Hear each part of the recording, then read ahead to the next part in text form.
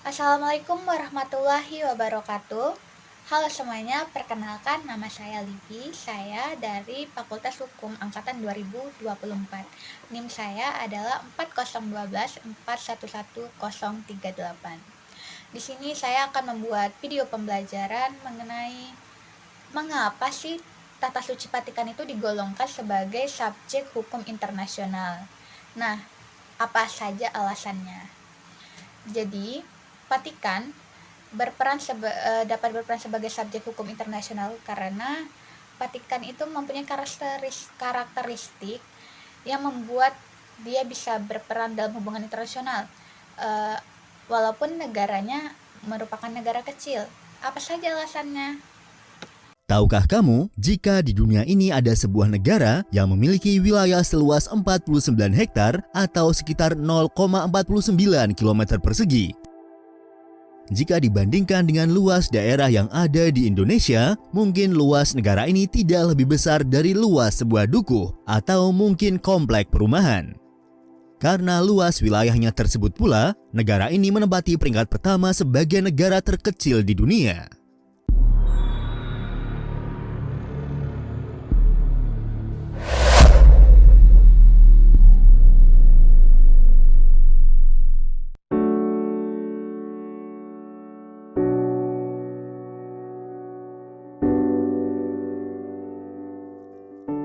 Negara Vatikan atau yang dikenal dengan nama resmi Negara Kota Vatikan adalah sebuah negara independen yang berada di kota Roma, Italia.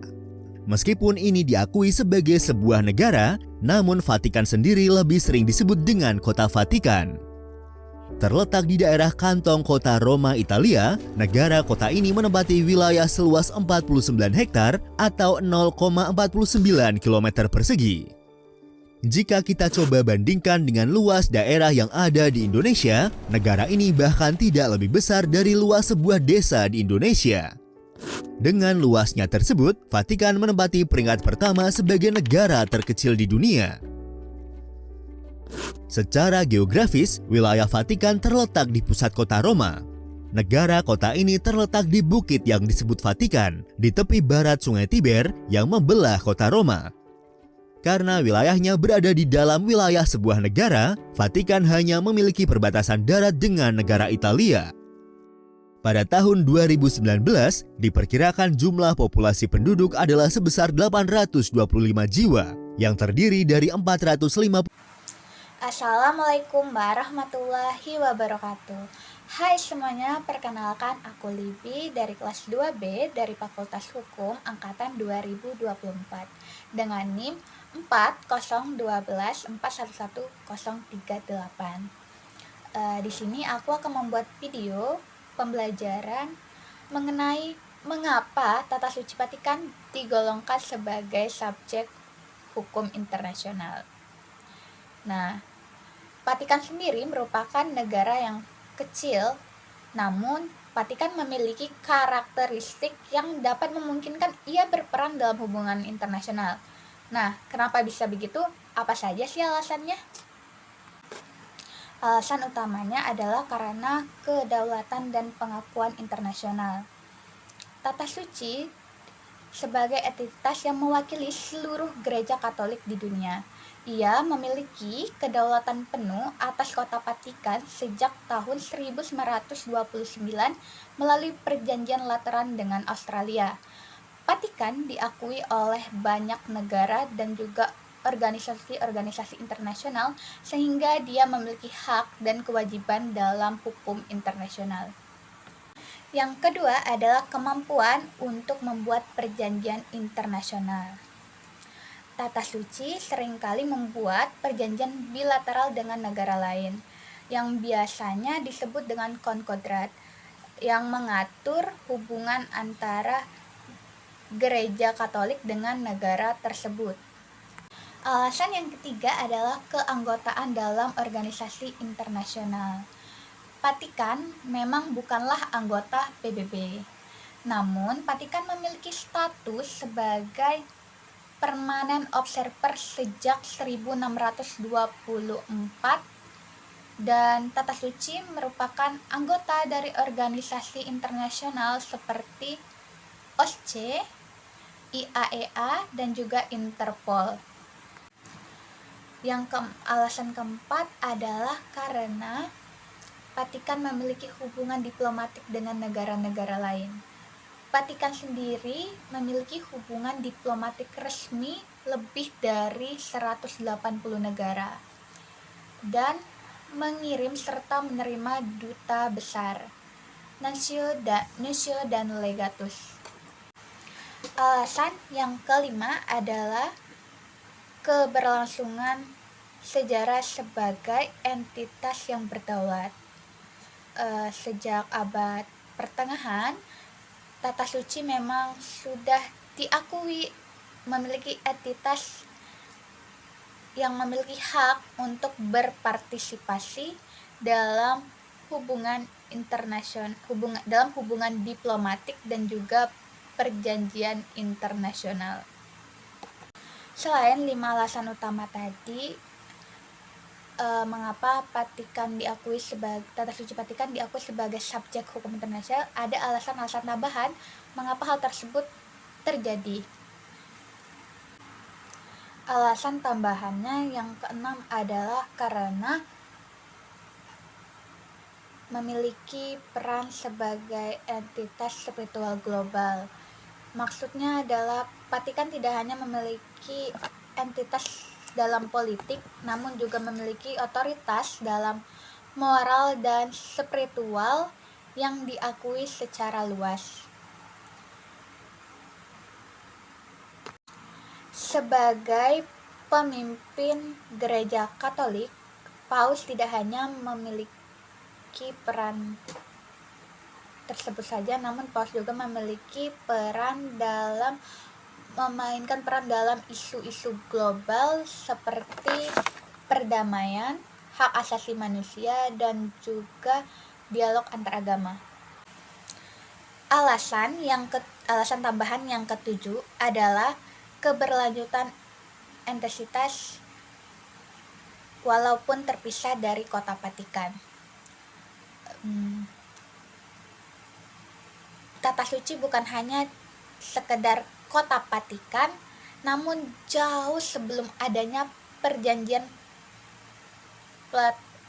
Lateran pada tahun 1929, Tata Suci sudah mempunyai identitas yang diakui dalam hubungan internasional meskipun negara gerejanya telah bubar pada tahun 1870.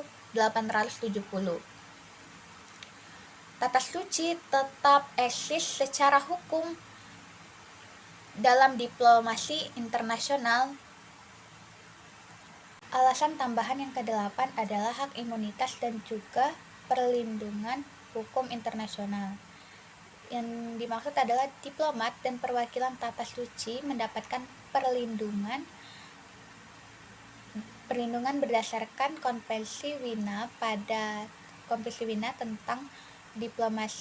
tentang hubungan diplomatik pada tahun 1961.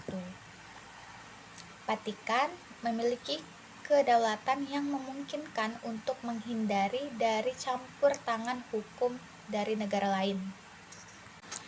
Alasan tambahan yang ke-9 adalah peran sebagai mediator internasional.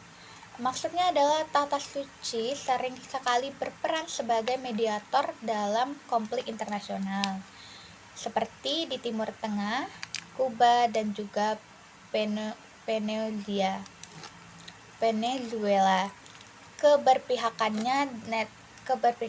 Keberpihakannya netral membuat Vatikan dapat diterima oleh berbagai pihak dalam negosiasi perdamaian. Yang ke-10 adalah memiliki sistem hukum dan juga pemerintahan sendiri.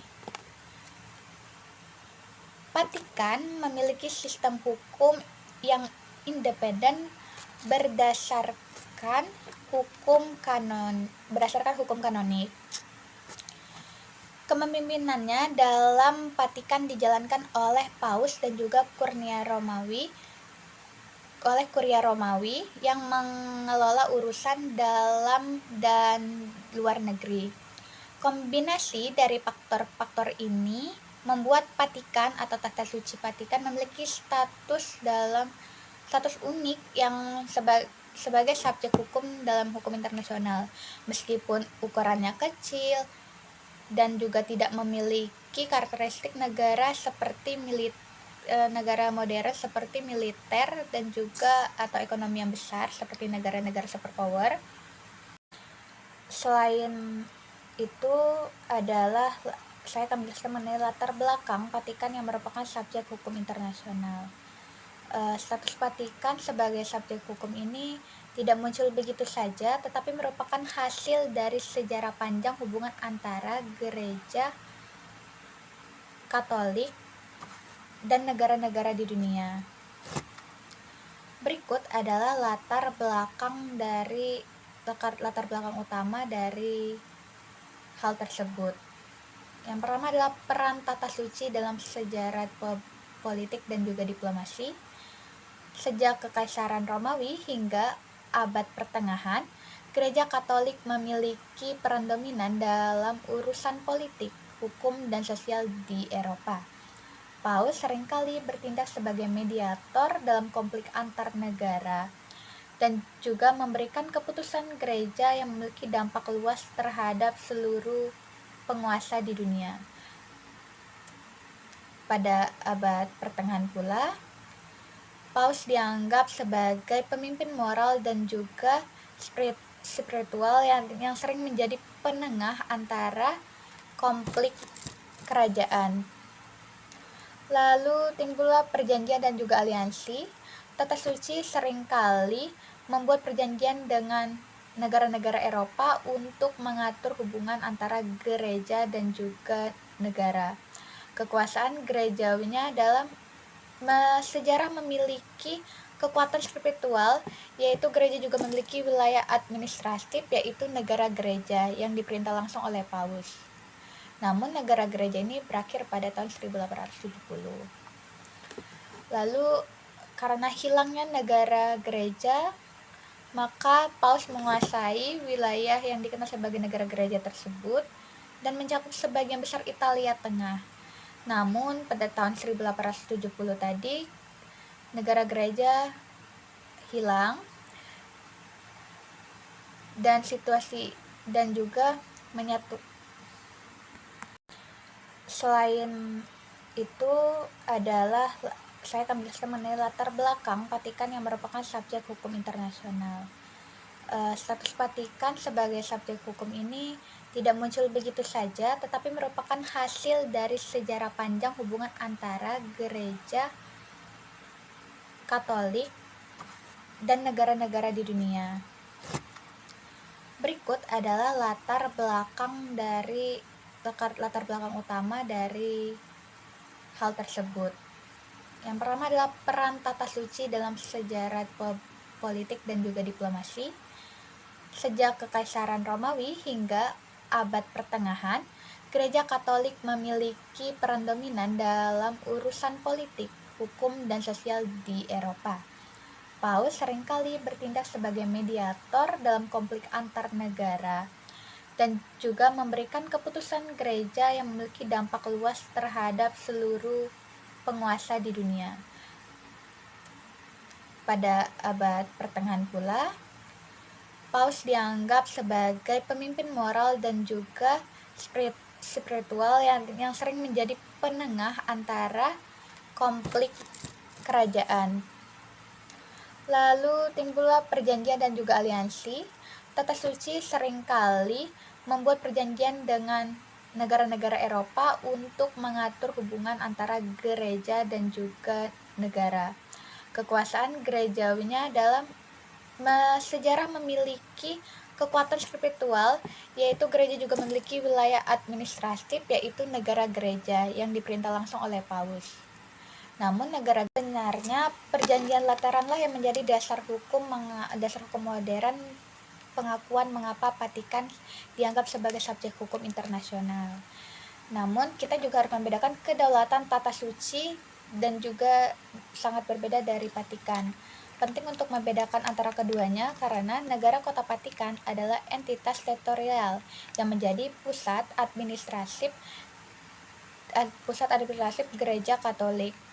Namun untuk Tata Suci adalah institusi kepausan yang memiliki hubungan diplomatik dengan negara-negara yang dianggap sebagai entitas yang berdaulat.